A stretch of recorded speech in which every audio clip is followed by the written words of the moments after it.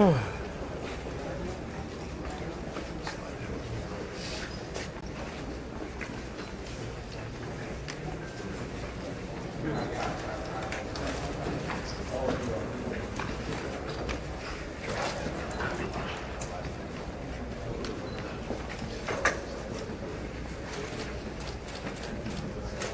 y'all ready? Okay, thank y'all for being here again today.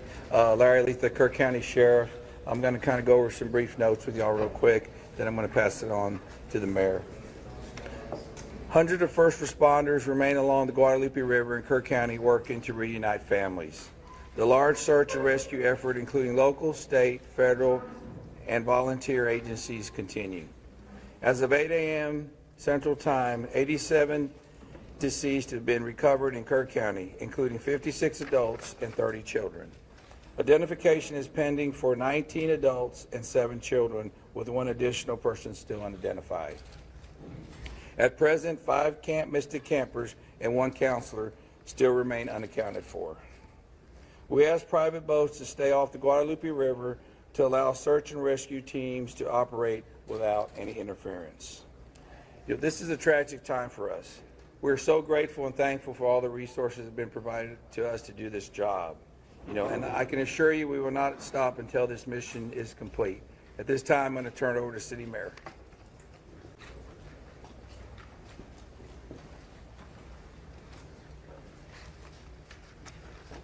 Thank you for being here. I'm Joe Herring Jr. I'm Mayor of the City of Kergville. I want to reassure our community and those families that the city, the county, the state, and the federal experts are working together, not separately, but as one team. If you go inside the Emergency Operations Center, you don't see silos. You see one team.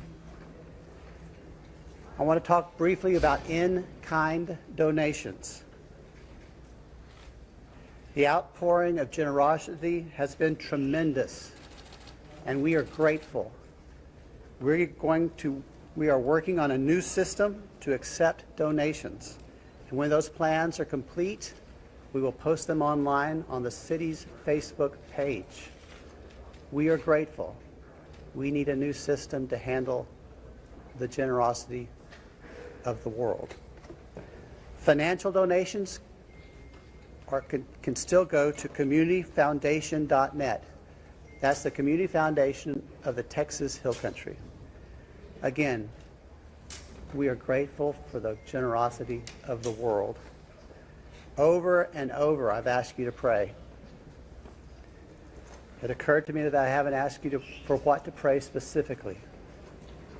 Please pray for those who mourn, for those who wait, and for those who help. Now I'd like to call on Lieutenant Colonel Ben Baker.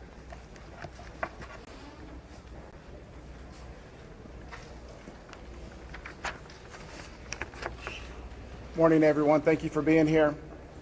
My name is Ben Baker, Lieutenant Colonel for Texas Game Wardens. I'd like to start out by thanking the Mayor, Sheriff, Chief, our local state partners, Texas Department of Public Safety, and the many others that have responded to this tragic event. We as Texas are strong, and together we face adversity. Your Texas Game Wardens responded in the early mornings of Friday to this tragic event, along with many other local and state partners. Since the early mornings of Friday, your Texas Gamers have had over 300 game wardens in the area, serving the people of the state of Texas and the citizens of Kirk County. Among that, we've searched 26 river miles since the tragic event has started. We've had approximately 444 rescues, 30 recoveries. Some of our resources and assets we have dedicated to this tragic event include 2 helicopters with police teams, 12 teams, 10 canine units, 9 swiftwater boat crews, 15 airboats, 16 UTVs, and 169 four-wheel drive vehicles. Your Texas Game Wardens will remain here and serve in the community. We just ask you to continue to pray for the victims, for the families, for your first responders, for everyone involved. We'll open it up now to questions. If anybody has any. Can you talk about how challenging it is for you guys in the mud, the big trees? What's been like the different terrain? No, thank you for that question. Extremely challenging. You know, we've got, of course, your Texas Game Wardens out there, your local, your state partners, Texas Task Force 1. We've got the National Forest Service out there. We've got A&M Forest Service. We've got numerous responders with specialized capabilities where we've got these large pile of debris.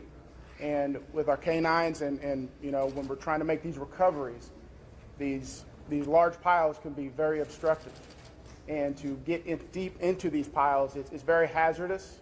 And those specialized teams have to go in there layer by layer because our first responders, also the safety of them is concerned.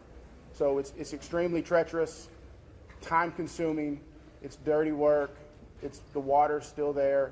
So we're having to go layer by layer, peeling these off to make those recoveries. So we're...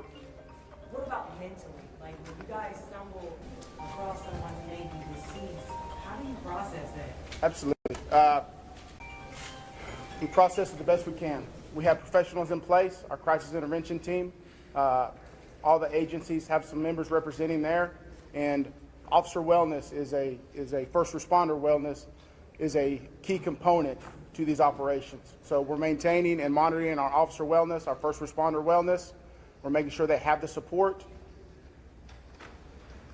It's very tragic whenever you see human life, but to see a child and that loss of life is extremely tragic.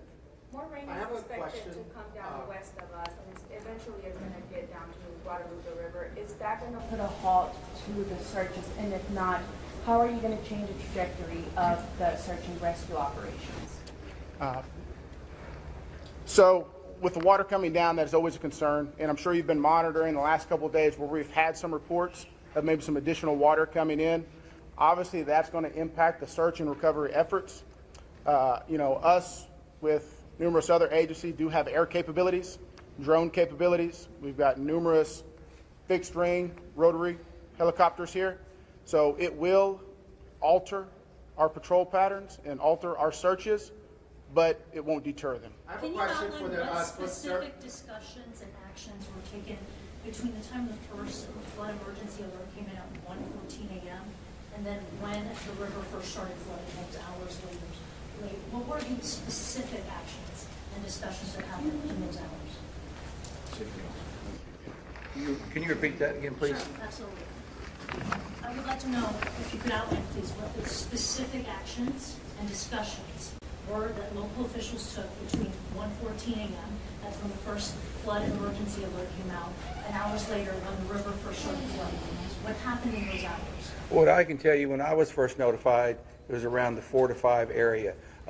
One of my sergeants was in dispatch when the first calls started coming in, the actual 911 calls come in. It was between 4 and 5 when I got notified. Okay, but prior to that, in that 3 to 4 area, my understanding is, and we're in the process of trying to put a timeline. You know, that's going to take a little bit of time. As I've told you several times, that is not my priority this time. There's 3 priorities. That's locating the people out there, identifying and notifying the next of kin. That is what I'm taking as my job as sheriff here to do. Okay. With all due respect, sir, I think that the community here is asking these questions. What happened? When did it happen? Was the emergency manager awake at the time? Did they push the button to issue an emergency alert? Sir, it's not that easy when you just push a button, okay? There's a lot more to that. And we've told you several times. So did it happen, sir? I can't tell you at this time. You Okay. can't tell me if the emergency manager of the county actually issued an emergency alert. Okay, Sheriff, who Shimon, is just give me a second to Emergency answer the question. Operations Center? Who Let him runs answer the question. the Emergency Operations I'll come back to you. Center? I ain't going nowhere. Appreciate it. Who runs the Emergency Operations Center? We have a communication center, a dispatch, okay? We have a communication center. That's where the calls actually go to the police department, then they're forwarded to Right, us. but leading up to this, in monitoring the weather, there is In any large city, in any state, there's an Office of Emergency Management that is monitoring the weather, that is watching and listening and getting briefings. Who was getting those briefings in this city, in this county? Who was receiving that information? And who would have ultimately made the decision to evacuate, hearing what was coming in from the Weather Service and other people? Okay, what we would have done when we get notified, okay, I'm gonna tell you. You're not emergency management, though, right? The sheriff's not EOC. No, there is no, I meant as the city, yeah, help me with that. So we understand you have many questions. Right. Hang on. No, I understand, but you're not gonna answer the question because that's up to the city manager and the mayor to answer those Correct. It's the county emergency. We understand you have many questions. The judge is not here. We understand that, but right now, this team up here is focused on bringing We people understand that home. too, but there are a number That's of our focus. questions that are All leading those up to questions this. will be answered, but the priority right now It seems like you're is ducking bringing the- people home. We totally understand that, and we value the incredible work that is being done by those first responders. We're seeing them out there muddy and sweaty and grinding it out day after day. But your community is asking these questions. And we will Was we there will an get emergency answers. manager in the county? Right now, At all the of our time? resources are focused You should be able to to answer recovery. who was in charge of the Emergency Operations Center at the time that was getting any briefings. Do we have another question? If any I do. briefings. I think I have to focus on what local people can be looking for. We're looking at some erosion in roads and safety and then traveling. What can we tell people who live here right now and what they can do in their daily life? Should they worry about traveling on roads? Do you know anything about that infrastructure? Sure, absolutely. Jonathan Lamb, Kergville Police Department. So we know that there's substantial road damage. Some roads have been closed for safety. We've got crews out there in the county, shoring them up and making sure that people can travel to and from. What we're asking for the public to do to assist us is if they believe that they have seen someone, a victim, notify emergency services. Call 911, let us know, or use our non-emergency numbers, area code 830-257-8181. Contact our dispatch team and we will send officers out there. We also ask folks to limit their travel. Our first responders have had a very difficult time getting to where they need to go because of the amount of people who are flooding our roadways. We understand there's natural curiosity. People want to come here and see the flood damage. Now is not the time for sightseeing. This operation is ongoing and continuous, and it will continue. I've got time for one more question.